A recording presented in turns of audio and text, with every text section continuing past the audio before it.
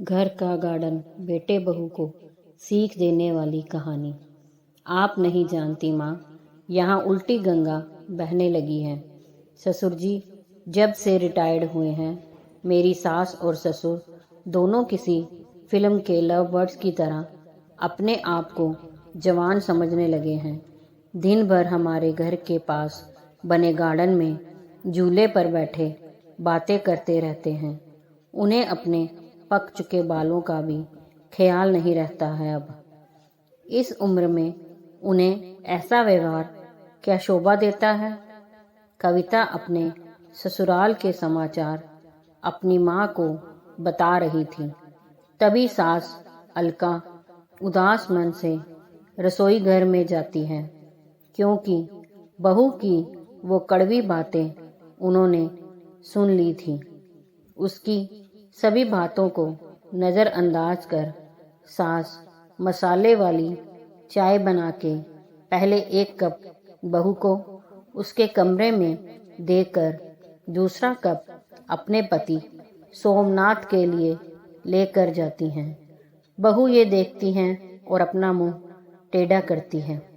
सास ने फिर से एक बार उसकी तरफ दुर्लक्ष किया, क्योंकि ससुर के निर्वित होने के बाद यह उनका रोज का ही नित्य क्रम बन गया था।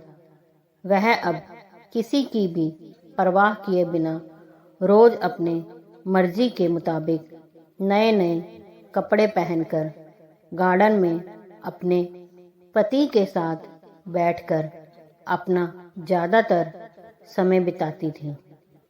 उन्होंने अपनी पूरी जिंदगी अपने बच्चों के लिए काम करते बिता दी थी, इसलिए अब बची कुची जिंदगी वह दोनों एक साथ समय बिताकर जीना चाहते थे। आनंद निवास बंगले जैसा 2 मंजिलों का घर पति पत्नी का ये सपना था और उन्होंने बड़ी मेहनत से इसे पूरा भी किया था। अलका जी ने घर के सामने बड़े प्यार से उस गार्डन को बनाया था और वहाँ पर कई फूलों के पौधे और वेलें उगाई थी। उनके उगाए चंपा, मोगरा, गुलाब ऐसे दर्जनों फूलों की खुशबू से उनका गार्डन हमेशा महकता रहता था। अलग अलग ऋतुओं में अलका जी अलग अलग सब्जियां भी अपने उस गार्डन में उगाया करती। रसोई के लिए धनिया, पुदीना और मेथी उन्हें कभी बाहर से खरीदी नहीं पड़ती थी। इतने सालों तक काम की भाग दौड़ में सोमनाथ जी कभी भी इस जगह का आनंद ले नहीं पाए थे, लेकिन अब उनका पूरा खाली समय इसी जगह पर बीतता था। दरअसल एक और छोटा सा घर वहां बना सके, इसलिए उन्होंने वह जगह खरीदी थी, लेकिन अब वह संभव नहीं था। अलका जी को अपने बनाए उस गार्डन में एक झूला चाहिए था, जो उन्होंने ला कर दिया था, और अब वही झूला उनको एक दूसरे के साथ ज़्यादा से ज़्यादा सुखमय समय बिताने का जरिया बन गया था। उन्होंने अपने घर में सभी जरूरी चीज़ों की और बाकी ऐशो आराम की चीज़ों की कोई कमी नहीं रखी थी।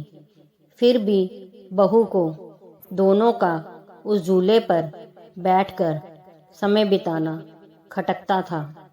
पहले दिन भर उसके साथ रहने वाली सास अब ज़्यादा समय अपने पति को देने लगी थी। अपने सास ससुर को टोंट मारने का एक भी मौका कविता नहीं छोड़ती थी। वह हमेशा अपना दिमाग उनको उस जगह से हटाने के लिए लगाती, और एक बार उसने ऐसा करने के लिए एक षड्यंत्र भी रचा। अजय, तुम्हें नहीं लगता हमें एक बड़ी कार लेनी चाहिए। कविता ने अपने पति से कहा, आइडिया तो अच्छा है, लेकिन कार रखने के लिए जगह कहाँ है? हमारे पास एक ही छोटा सा गैरेज है जहाँ सिर्फ एक कार के लिए जगह है। अजय ने चिंता वाले स्वर में कहा, कौन कहता है जगह नहीं है? वह गार्डन है ना, जहाँ आजकल 2 लव बर्ड्स अपना डेरा जमाए बैठते हैं। कविता ने पति की तरफ तिरछी नजरें करते हुए कहा, आजकल तुम कुछ ज्यादा नहीं बोलने लगी हो?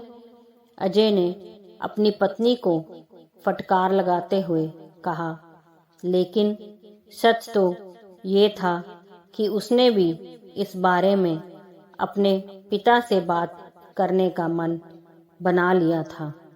अगले दिन अजय पिता के पास गया और उनसे बोला, पिताजी, मेरा और आपकी बहू का मन है कि एक बड़ी कार ली जाए, पर बेटा हमारे पास पहले से एक गाड़ी है ना।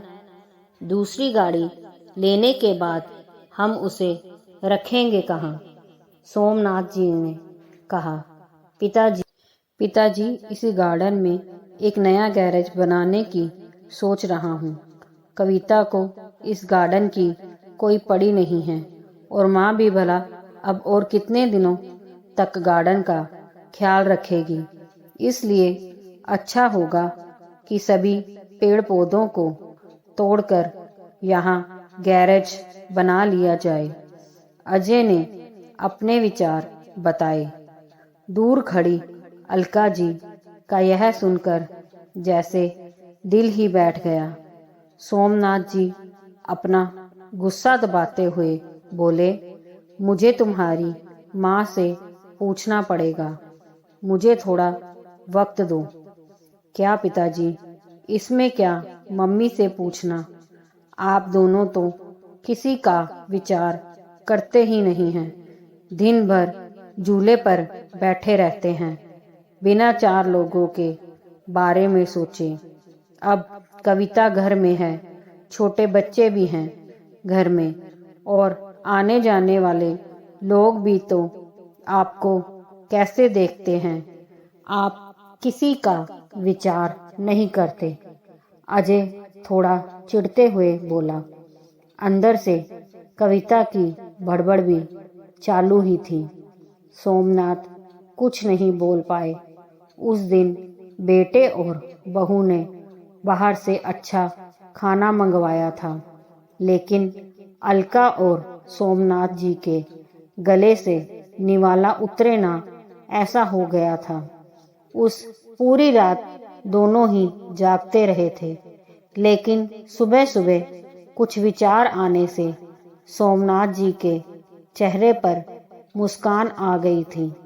सोमनाथ जी खुद रसोई घर में जाकर चाय बनाकर लाए थे, लेकिन अलका जी इतनी निराश थी कि वह आज बगीचे में किसी भी पेड़ पौधे को पानी तक डालने नहीं गई थी। पूरा दिन तो बड़ा ही नॉर्मल तरीके से गुजरा था, लेकिन शाम को अजय की आंखें फटी की फटी रह गई थी जब उसने घर के आगे घर भाड़े से देना है का बोर्ड पड़ा था। अजय ने सोमनाथ जी से कहा, पापा, माना कि हमारा घर बड़ा है, लेकिन इसका यह मतलब थोड़ी है कि हम उसे भाड़े से दे दें। बेटा, अगले महीने मेरे साथ काम करने वाले शर्मा जी रिटायर हो रहे हैं और वही अब इस घर में भाड़े से रहेंगे। सोमनाथ जी ने कहा, लेकिन वह कहाँ रहेंगे? अजय ने अपना शंका भरा सवाल पूछा। घर के उस हिस्से में जहाँ तुम रहते हो, सोमनाथ जी ने कड़क आवाज में कहा। और पापा, हम कहाँ रहेंगे? नरम पड़ती आवाज में अजय ने पूछा। बेटा, मैं मानता हूँ कि मैंने तुम्हें इस लायक तो बनाया है कि तुम अपने पैरों पर खुद खड़े हो सको। इसलिए तुम्हारे पास 1 महीना है। तुम अपने लिए नया फ्लैट ढूंढ लो या कंपनी के फ्लैट में रहने चले जाओ। वहाँ तुम्हें तुम्हारी उम्र के लोगों का साथ मिल जाएगा और इस घर में हमें हमारी उम्र के लोगों का साथ मिल जाएगा। तुम भी सुखी और हम भी। सोमनाथ जी ने सब कुछ साफ साफ बताया। पापा, लगता है आप तो नाराज हो गए। कल मैंने जो भी कहा मेरा वह मतलब नहीं था। अजय ने अपने पापा के आगे हाथ जोड़ते हुए कहा, नहीं बेटा, तुम्हारी जनरेशन ने हमें एक सबक दिया है कि कैसे प्रैक्टिकल बनकर रहा जाता है। हम बड़े तुम बच्चों को साथ में देखकर खुश हो सकते हैं, तो तुम्हें हमें साथ में देखने में क्यों प्रॉब्लम होती है। यह घर, यह गार्डन में बड़े हुए यह पेड़ पौधे इस बात के गवाह हैं कि कैसे तुम्हारी माँ ने मेरे लिए और खासकर तुम्हारे लिए जी जान से सेवा की है। अपना समय, अपनी जवानी खर्च कर दी है। इसलिए इन सब पर तुमसे और मुझसे भी ज़्यादा तुम्हारी माँ का हक है और इन सब को मैं तुम्हारी माँ से नहीं छीन सकता। सोमनाथ जी ने अपनी पत्नी की तरफ देखकर कहा। दोस्तों, अगर कहानी पसंद आई हो तो लाइक, सब्सक्राइब, शेयर ज़रूर कीजिए।